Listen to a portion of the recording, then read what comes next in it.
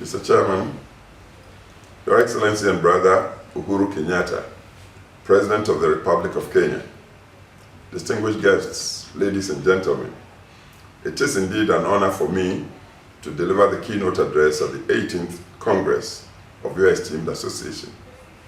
The theme of your Congress, Sustainable Access to Water and Sanitation in Africa, is a worthy one that touches my heart. I wish I were physically present to interact with you on a personal basis, as well as share more insights on the subject with you. Unfortunately, commitment to earlier engagements of equal importance makes it impossible for me to be there in person. Hence, my communication with you through this channel.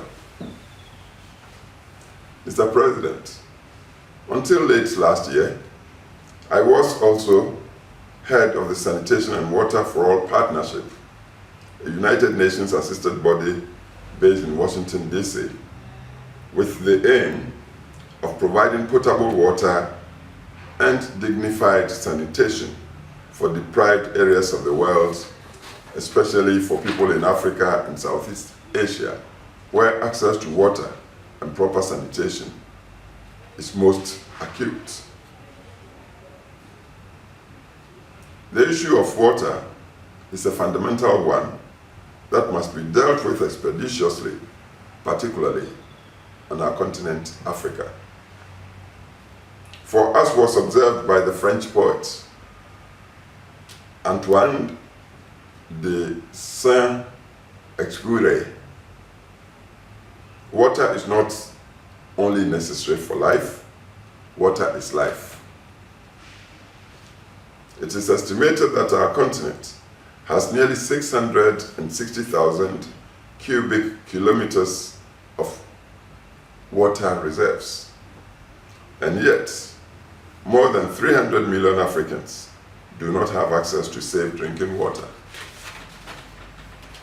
It is a matter of grave concern that in the midst of such abundance of water, Africa should be counted among the continents with the least access to good drinking water.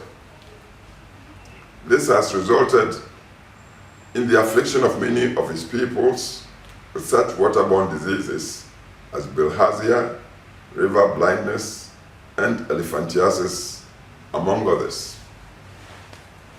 This state of affairs cannot be allowed to continue much longer. Africa must use its enormous human and natural resources for the good of its people.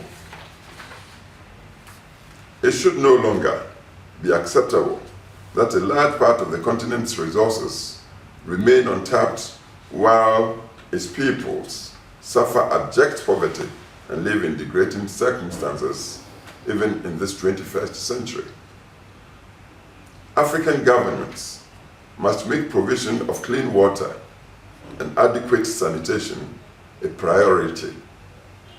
Intense efforts must be made to modernize infrastructure in the sector to underpin the enhancement of human and technical capacities.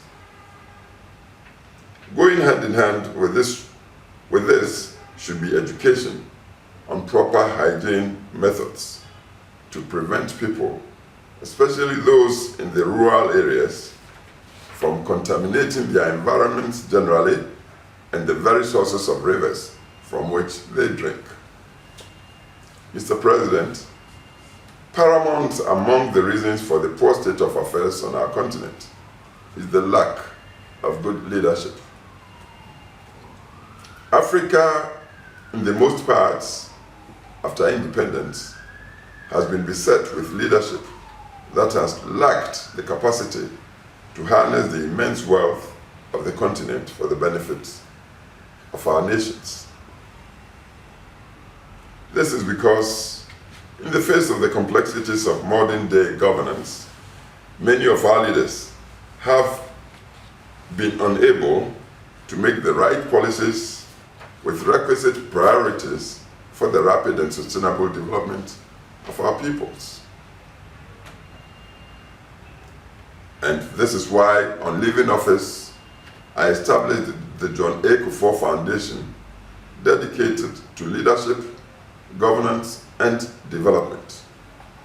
Hopefully, the pivotal essence of leadership for the inclusive transformation of our national communities, which is the central message of the foundation, would become forcefully radiated across generations, not only in Ghana, but also Africa. Mr. President, in partnership with other institutions, both local and international, the foundation is undertaking projects to enhance the socio-economic well-being of rural communities. Happily so far, the projects revolve around water. These include the provision of potable water to rural communities through solar-assisted mechanized boreholes. It is also engaged in a 5-year project that empowers small-scale rice farmers in Ghana, Nigeria, Burkina Faso, and Tanzania. In Ghana, the foundation advocates for the preservation of biodiversity and is assisting in the development of national biodiversity guidelines through stakeholder consultative processes. For sustainable development in Africa, the foundation is initiating the establishment of the Africa Climate Leadership Center to help build the capacity of the public and private sectors to apply the best and latest thinking on climate-compatible development.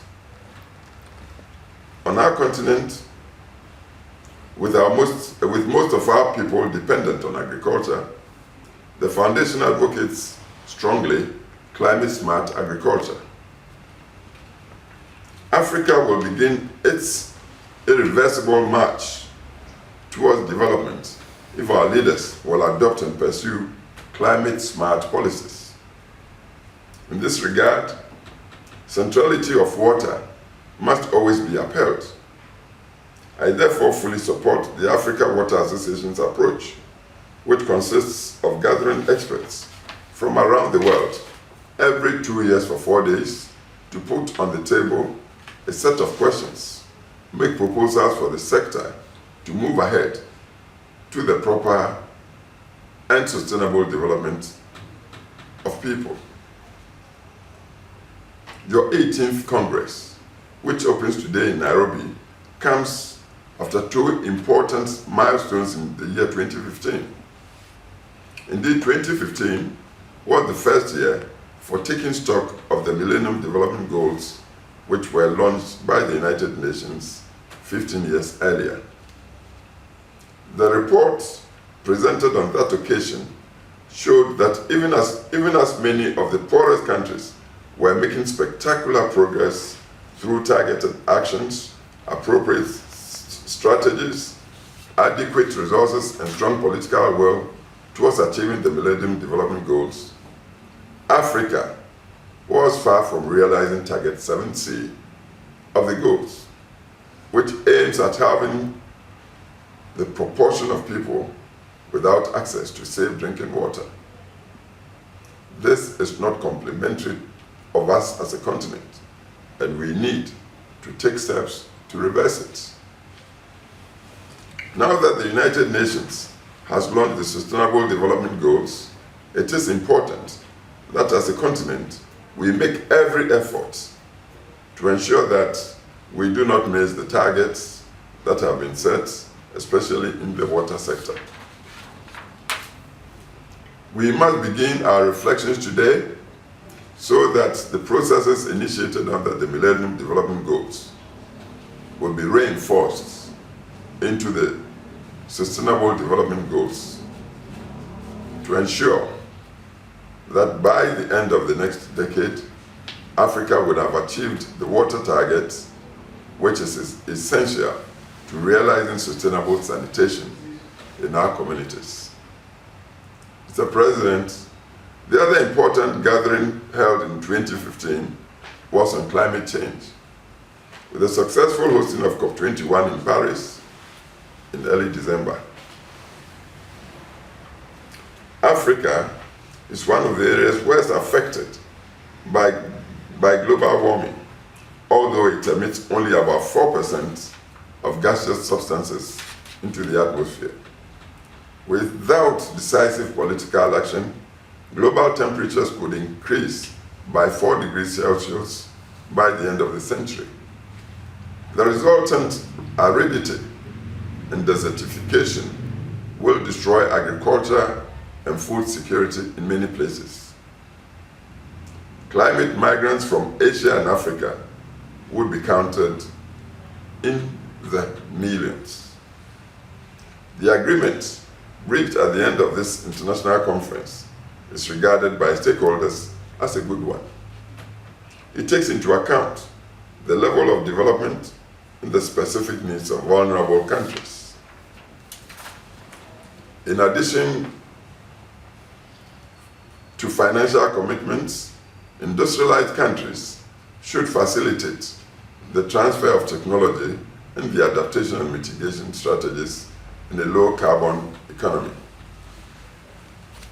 After this important conference, it is important for water professionals to mobilize, because we cannot talk about the environment without seriously addressing the issue of water. You must mobilize international policymakers about the risks associated with water, including shortage, floods, water quality, and ecosystems degradation. And of course, the opportunities to reverse the trend by developing the numerous existing practical and applicable solutions.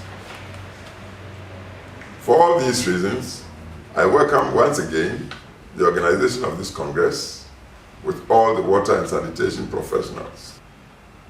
I do hope that this gathering will lead to a clear diagnosis and innovative proposals that could give hope to millions of Africans who still lack access to good drinking water and to adequate sanitation services. Thank you.